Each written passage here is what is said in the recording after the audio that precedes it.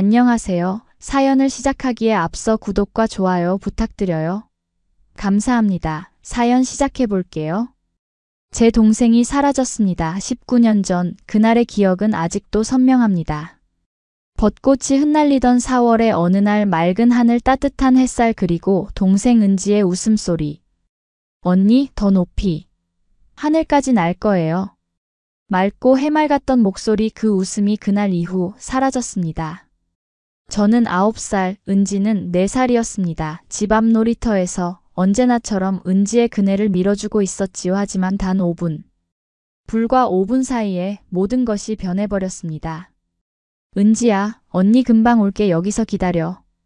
화장실이 급해서 잠깐 집에 다녀오려 했습니다. 그리고 다시 놀이터로 돌아왔을 때 은지가 보이지 않았습니다. 그네는 천천히 흔들리고 있었지만 은지는 없었습니다.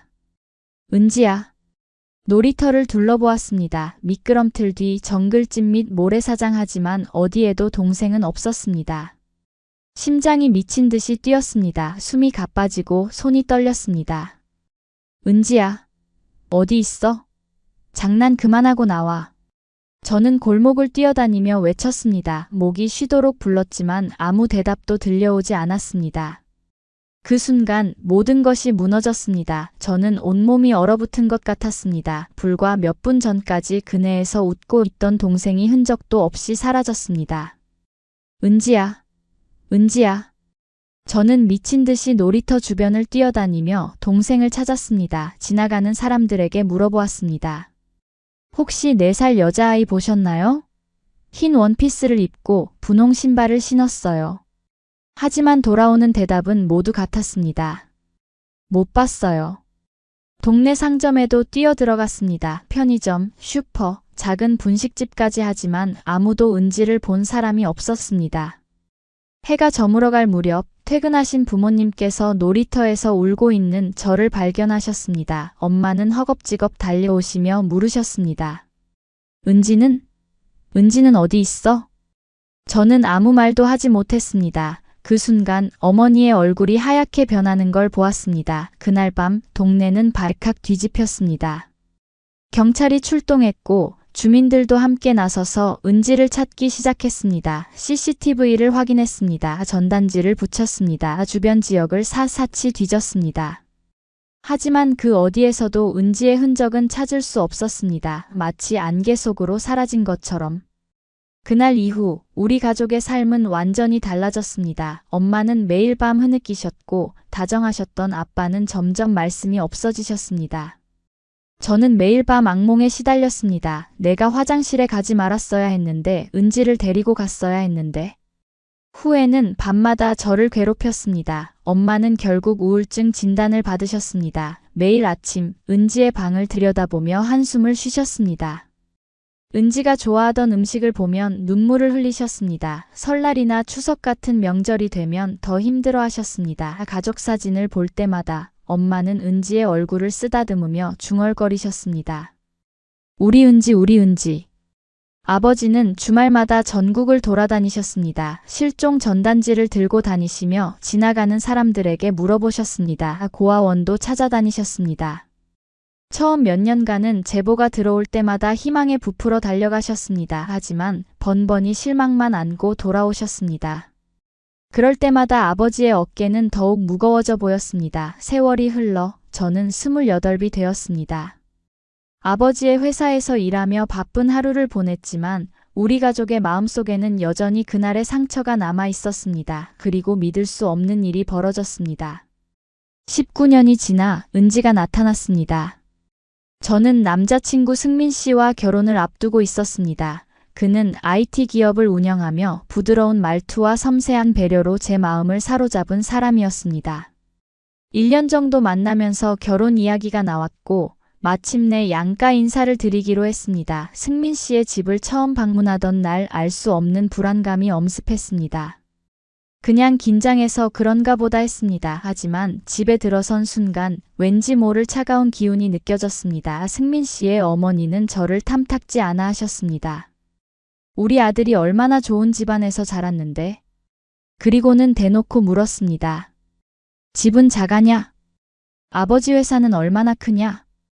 연봉은 얼마니? 저는 당황스러웠지만 예의상 최대한 공손하게 대답했습니다. 하지만 그것은 시작에 불과했습니다. 그리고 그 순간이 찾아왔습니다. 고개를 숙이고 있던 한 사람 목에 걸린 반짝이는 목걸이. 저는 그 자리에서 얼어붙었습니다. 둥근 달 모양 뒷면에는 이름이 새겨져 있었습니다. 세상에 단 2개뿐인 목걸이. 그것은 분명 우리 은지의 목걸이였습니다. 심장이 터질 듯 뛰었습니다. 손이 떨렸습니다. 저는 조심스럽게 묻고 싶었지만 목이 메어 쉽게 말이 나오지 않았습니다. 간신히 입을 떼어 물었습니다. 저기 실례지만 이 목걸이는 어디서 구하신 건가요? 그녀는 잠시 망설이더니 대답했습니다. 이거요? 어릴 때부터 가지고 있었어요. 고아원에 맡겨졌을 때부터 제 유일한 가족의 흔적이라서. 그 순간 온몸에 전율이 흘렀습니다. 저는 떨리는 손으로 제 목걸이를 꺼내 보여주었습니다. 저도 같은 목걸이가 있어요. 세상에 단 2개뿐인. 제가 9살 때 잃어버린 동생과 함께 가지고 있던. 우리는 서로를 바라보았습니다. 시간이 멈춘 듯 했습니다. 그리고 그제야 보였습니다. 그녀의 눈매 입술 모양 왼쪽 귓불의 작은 점까지 어릴 적 제 동생, 은지의 모습 그대로였습니다. 저는 더 이상 참을 수 없었습니다. 떨리는 목소리로 조용히 말했습니다. 은지야. 그녀는 놀란 듯 저를 바라보았습니다. 은지요? 내 동생 내 이름은 원래 김은지야. 그녀의 얼굴이 하얗게 질렸습니다. 그리고 우리는 그 자리에서 서로를 끌어안고 오열했습니다. 저는 부모님께 이 사실을 알렸습니다. 어머니는 그 자리에서 오열하셨고 아버지는 한동안 말이 없으셨습니다. 하지만 눈빛이 달라져 있었습니다. 저 놈들 절대 가만두지 않겠다. 아버지는 은밀히 움직이기 시작하셨습니다. 한편 그때 마침 승민 씨가 저에게 다가왔습니다. 자기야, 우리 회사에 투자 좀 해줄 수 있을까? 그는 자꾸만 투자금을 요구했습니다. 처음엔 5천만 원, 그 다음엔 1억. 금액은 점점 커져갔습니다. 저는 미소를 지으며 대답했습니다. 결혼식 전까지만 기다려주세요. 아버지도 도와주신대요. 그렇게 말하며 그들이 대출을 받도록 유도했습니다. 아버지는 조용히 조사를 진행하셨습니다. 그리고 밝혀진 진실. 승민 씨의 회사는 부실 기업이었습니다. 횡령 투자자, 사기, 불법 대출, 그리고 은지의 남편 역시 바람을 피우며 회사 돈을 빼돌리고 있었습니다. 완벽하군. 아버지는 모든 증거를 수집하셨습니다. 그리고 드디어 복수의 날이 다가왔습니다. 양가 상견례 자리, 고급 한정식집. 승민 씨의 어머니는 여전히 거만했습니다. 우리 아들이 아까워 죽겠네. 넌 뭘 보고 우리 승민이를 만나겠다고 했어? 그 순간 아버지가 서류를 꺼내며 차분히 입을 열었습니다. 이 결혼은 없던 걸로 하겠습니다. 순간 승민 씨 어머니의 얼굴이 굳었습니다. 뭐라고요? 당신 아들 회사의 비리 증거입니다. 투자자 사기, 횡령, 불법 대출. 검찰에 고발하면 최소 5년은 감옥에서 보내야 할 겁니다. 승민 씨와 그의 어머니는 당황한 얼굴로 아버지를 바라보았습니다. 하지만 아버지는 차분한 목소리로 말을 이었습니다. 그리고 이것은. 아버지는 또 다른 서류 봉투를 은지의 남편 쪽으로 밀어두셨습니다. 당신의 불륜 증거입니다. 이혼 소송을 진행할 겁니다. 위자료는 최대한 받아낼 것이고 당신들이 은지에게 했던 모든 학대의 증거도 확보해 두었습니다. 법적 대응도 철저히 할 예정입니다. 순간 식당 안이 정적에 휩싸였습니다. 승민 씨는 서류를 바라보며 얼굴이 새하얘졌습니다. 은지의 남편도 당황한 표정으로 입술을 달싹였습니다. 그리고 승민 씨의 어머니가 비명을 질렀습니다. 거짓말이야. 우리 아들은 절대 그런 짓을 할 리 없어. 그녀는 서류를 잡아 흔들며 소리를 질렀습니다. 하지만 아버지는 단호했습니다. 사실 확인은 검찰에서 해보시면 될 겁니다. 이미 모든 자료는 제출 준비가 끝났으니까요. 그 순간 모든 것이 끝났습니다. 승민 씨는 무릎을 꿇고 빌었습니다. 제발 한 번만 기회를 주세요. 하지만 아버지는 냉정하게 단 한마디만 하셨습니다. 당신들이 은지에게 했던 고통을 생각해보세요.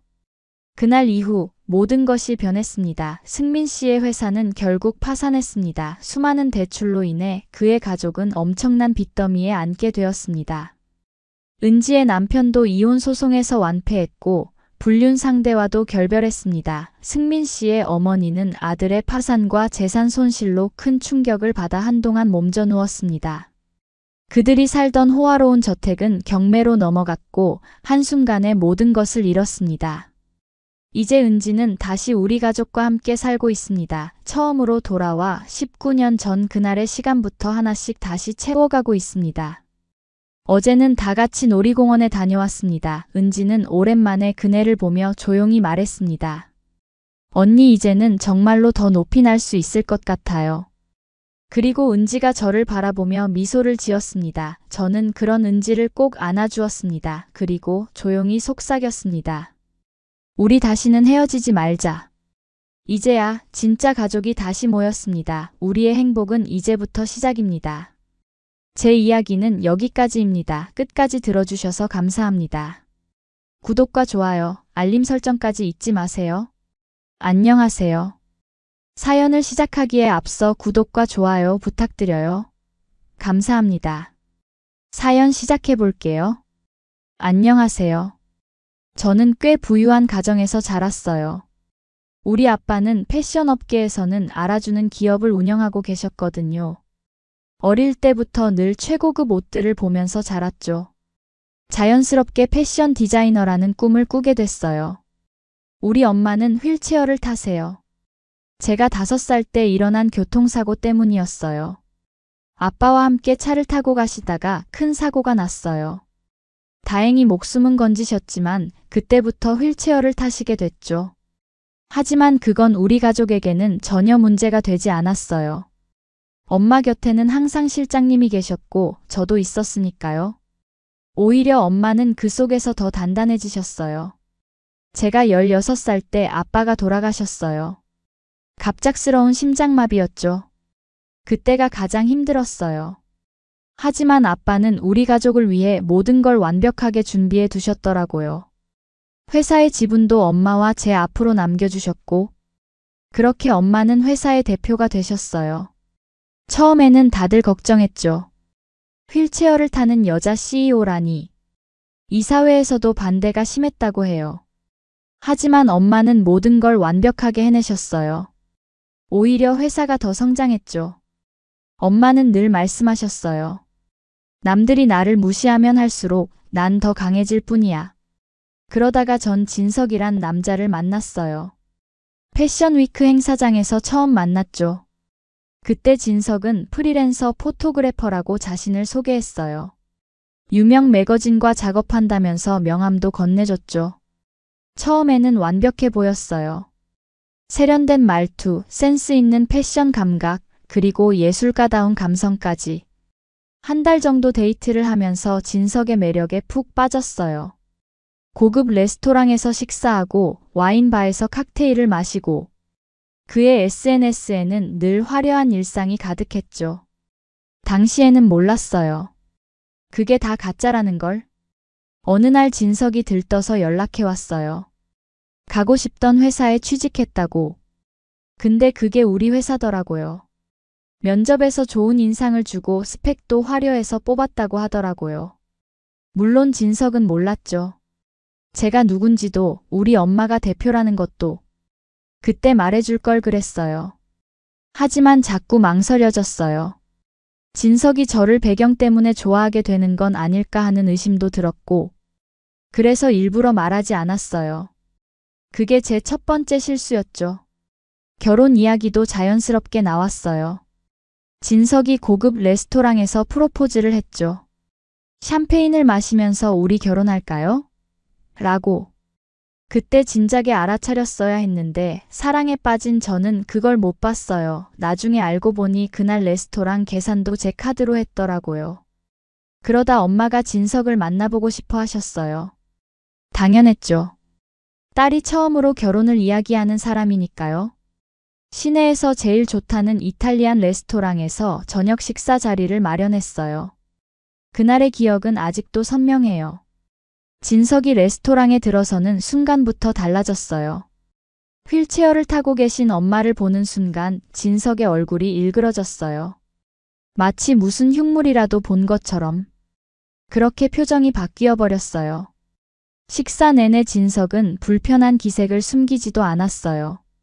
엄마의 질문에는 짧게 네, 아니요로만 대답하고, 심지어 엄마가 파스타를 먹다가 소스를 조금 흘리셨는데 진석은 짜증 섞인 한숨을 쉬더라고요. 그리고 그날 밤 모든 게 끝났어요. 아니, 새로운 시작이었던 거죠. 야, 이거 아니야. 난 이런 거 못해. 식사가 끝나고 진석이 한 첫마디였어요. 그 세련되고 부드럽던 말투는 온데간데 없고 완전히 달라진 목소리였죠. 장애인이랑 가족이 돼야 한다고? 미쳤어? 누가 그런 걸 감당하냐고. 내 체면은 뭐가 돼? 장모가 장애인이라고? 에이, 짜증나네. 순간 온몸이 얼어붙는 것 같았어요. 이게 제가 사랑했던 사람이 맞나요? 그동안의 모든 달콤한 말들이 거짓이었다는 게 믿기지 않았어요. 야, 감당? 지금 우리 엄마한테 하는 말이야? 제 목소리가 떨렸어요. 그런데 진석은 오히려 더 거세게 나왔죠. 난 그냥 평범하게 살고 싶다고. 장애인 장모 모시면서 남들 시선 받고 싶지 않아. 그냥 헤어지자고. 이 결혼 없던 걸로 해. 연락도 하지 마라.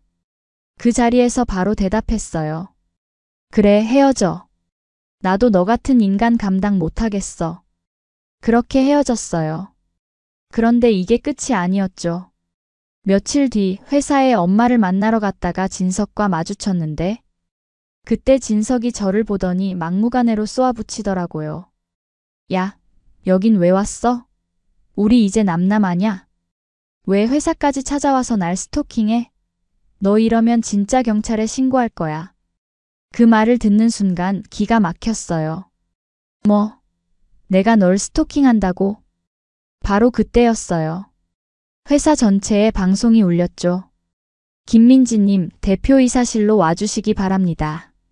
진석의 얼굴이 하얗게 질렸어요. 주변의 모든 직원들이 저에게 인사하는 걸 보면서 그제야 뭔가를 깨달은 것 같더라고요.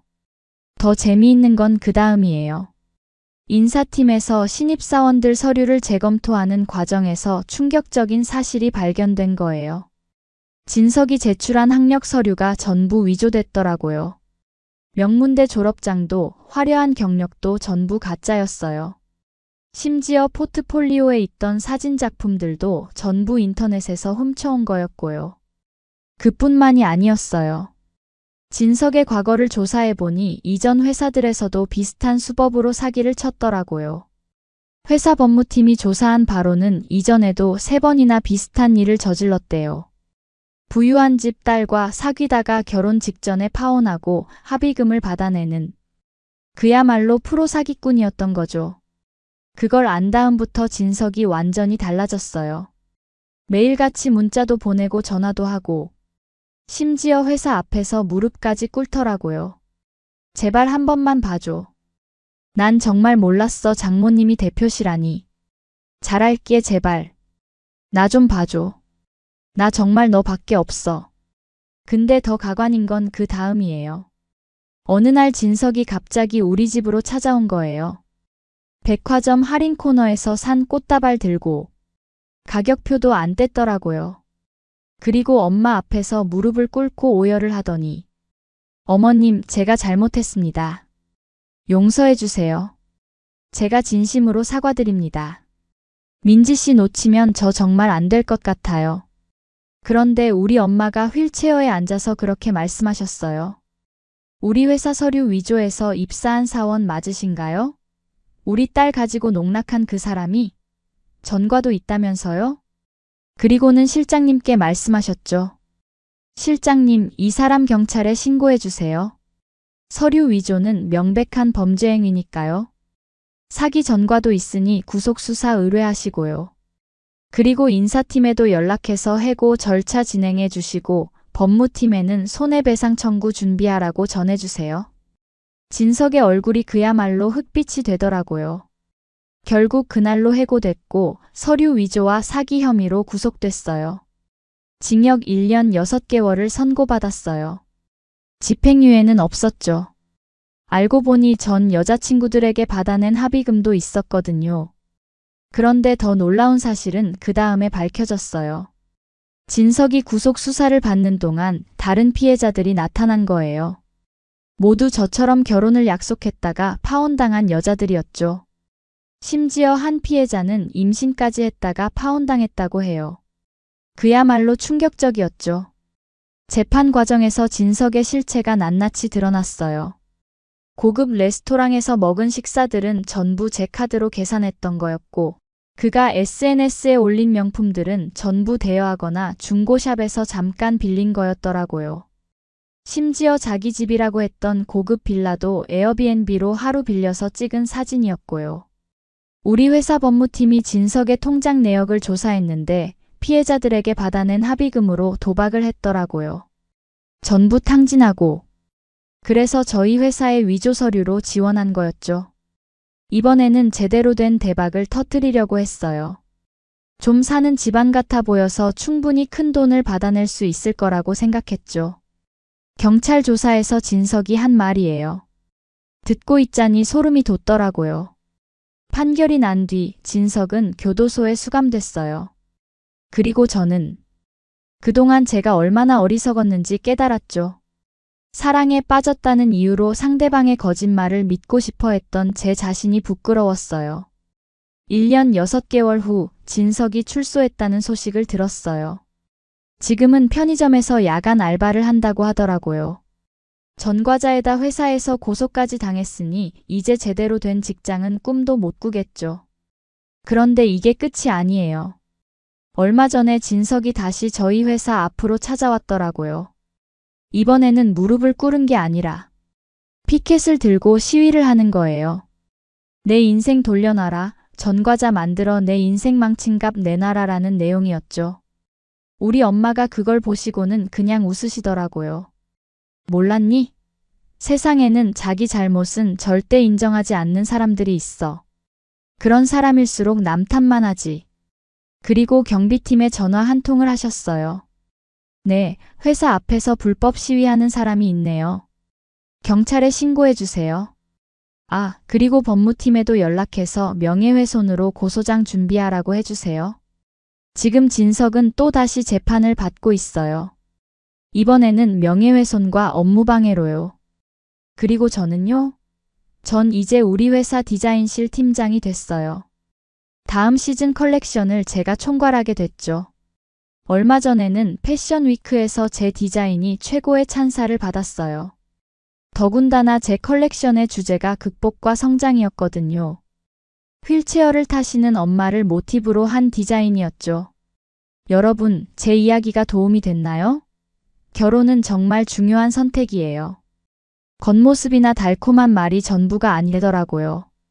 그 사람의 진짜 인성, 그리고 가치관.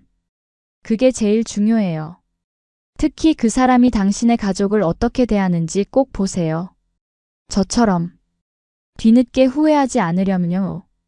제 이야기는 비극적으로 시작했지만 결국은 해피엔딩이 됐잖아요. 때론 최악의 순간이 최고의 터닝포인트가 되기도 하는 것 같아요. 이제 봄비가 그쳤네요. 창 밖에 무지개도 떴어요. 인생이 이래요. 힘든 일이 있어도 그 뒤에는 항상 더 환한 무지개가 기다리고 있는 거죠. 제 이야기를 들어주셔서 감사합니다. 구독과 좋아요, 알림 설정까지 잊지 마세요.